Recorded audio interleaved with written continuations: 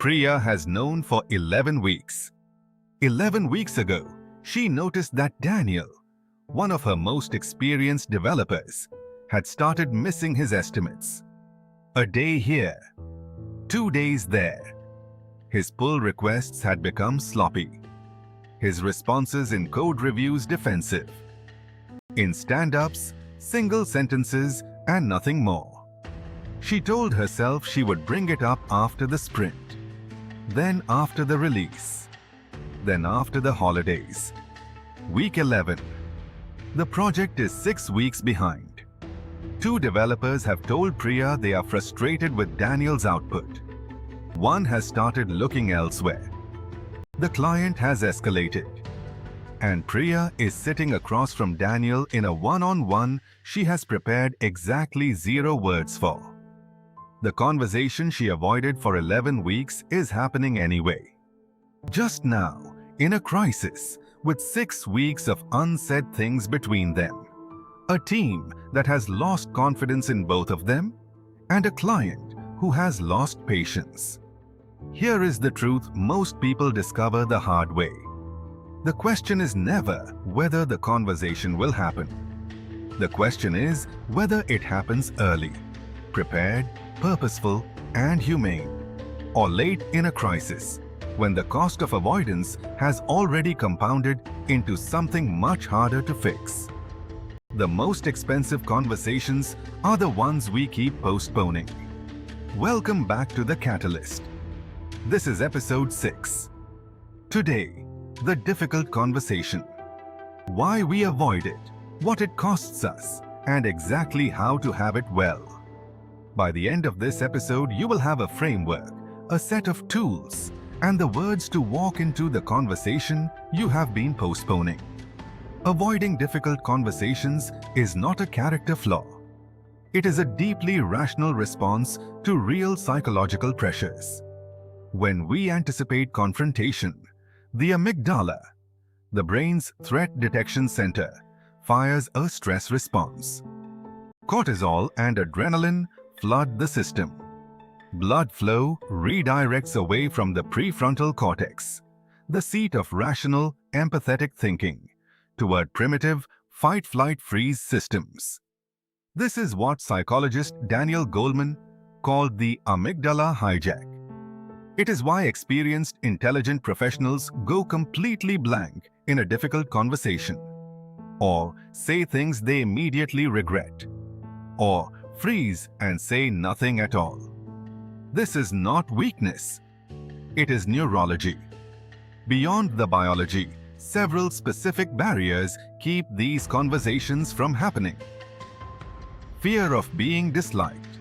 A learned belief that raising problems makes them worse. Genuine empathy that makes it painful to say something hard.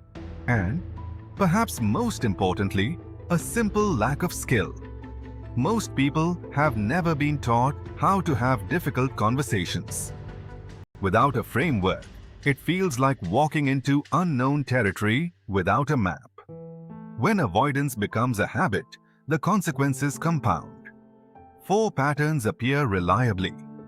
The first is resentment. Unaddressed behaviors create bitterness that poisons team dynamics from the inside. On Priya's team, 2 developers quietly stopped collaborating effectively with Daniel, not from any formal conflict, but because they watched his underperformance go unaddressed and drew their own conclusions about what that meant for standards. The second is resistance. When people feel their concerns are being ignored, they stop engaging with their manager's ideas. Projects stall not from technical problems, but from a team that has quietly disengaged from a leader they no longer trust to make hard calls. The third is retaliation. Passive-aggressive behavior, quiet undermining. Rarely dramatic enough to address formally. Consistently damaging enough to slow everything down. The fourth, and hardest to recover from, is loss of respect. Leaders who consistently avoid difficult situations lose the credibility that makes leadership work. Authority is not stripped. It is abdicated. The CPPP Global Human Capital Report found that workplace conflict costs organizations an average of 2.8 hours per employee per week in lost productivity. Nearly 3 hours every week per person on tension that a well-handled conversation could have resolved. 3 frameworks that belong in every project manager's toolkit. The first is the SBI model: Situation, Behavior, Impact, from the Center for Creative Leadership. It works because it separates observable fact from interpretation. Situation, specific context. Not you always, but in last Tuesday's client meeting. Behavior, what you observed, not your judgment. Not you were disrespectful, but you interrupted the client 3 times before she finished her point. Impact, the effect. Not everyone was uncomfortable, but afterwards the client told me she felt her concerns were not being taken seriously. The other person can dispute your interpretation. They cannot dispute what you observed. SBI removes the argument about intent and redirects it to what actually happened and what it caused. The second framework is Radical Candor, developed by Kim Scott from her time at Google and Apple. 2 axes: how much you care about the person as a human being and how directly you challenge their behavior. The goal is both simultaneously high care and high challenge. The most common failure mode is not aggression. It is what Scott calls ruinous empathy, caring so much about not hurting someone that you fail to tell them the truth. You give vague feedback. You hint rather than say. The person never improves, the problem compounds, and the relationship suffers far more than it would have from an honest conversation delivered with genuine care. The third comes from Crucial Conversations by Patterson and Grenny. It's central insight in a high-stakes conversation. When people feel unsafe, they retreat into silence, shutting down, disengaging, or violence, aggression, manipulation, dismissiveness. Neither moves the situation forward. Your primary job is not to make your point. It is to keep the conversation safe enough for both people to stay in it honestly. Preparation is where most of the outcome of a difficult conversation is determined. A 5-step process that takes 30 minutes. Step 1. Clarify your purpose. Answer 3 questions before you plan a single sentence. What specific outcome do I want? What do I want for the other person? Not just in this moment, but going forward. What do I want for the relationship? If your honest answer to the first is that you want to express how frustrated you are, that is not a conversation. That is a release. Know the difference. Step 2. Gather evidence. The foundation must be observable, specific fact, not impressions, not second-hand reports. Use SBI as your filter. Separate what you observed directly from what you heard from others. Step 3. Genuinely consider the other person's perspective. What do they know, and what might they not? Could they have a legitimate grievance you have not fully considered? Are there pressures contributing to their behavior you are not fully aware of?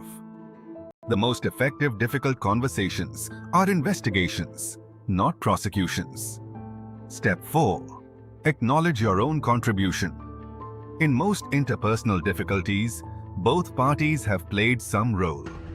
Priya contributed to Daniel's situation by failing to give feedback for 11 weeks. Acknowledging that, I should have raised this much earlier, and I did not, and that is on me, changes the entire emotional register of the conversation. Self-awareness builds trust. Step 5. Plan your opening, but do not script the conversation. Prepare your first sentence carefully. The first 30 seconds set the emotional tone for everything that follows. but leave room for what the other person says to genuinely change what comes next. The conversation itself has 3 phases. The opening sets emotional tone. Start with something genuine. State what you want to discuss and why it matters. Then, before presenting your observations, invite their perspective first. I want to talk about something important for both of us. I have noticed some patterns I want to share with you. But before I do, how have you been experiencing things lately? The exploration phase is where the real work happens. Present your observations using SBI. Then genuinely listen, not to prepare your counter-argument, but to understand. Mirror or paraphrase what you hear. Validate their feelings before moving to solutions. People cannot access their rational mind when their emotional experience has not been acknowledged. Avoid trigger words. Always and never produce instant defensiveness. Use pauses deliberately. Silence after a difficult statement gives the other person space to process. Do not fill it. The resolution phase is where most conversations go wrong, not from bad intentions, but because they end vaguely.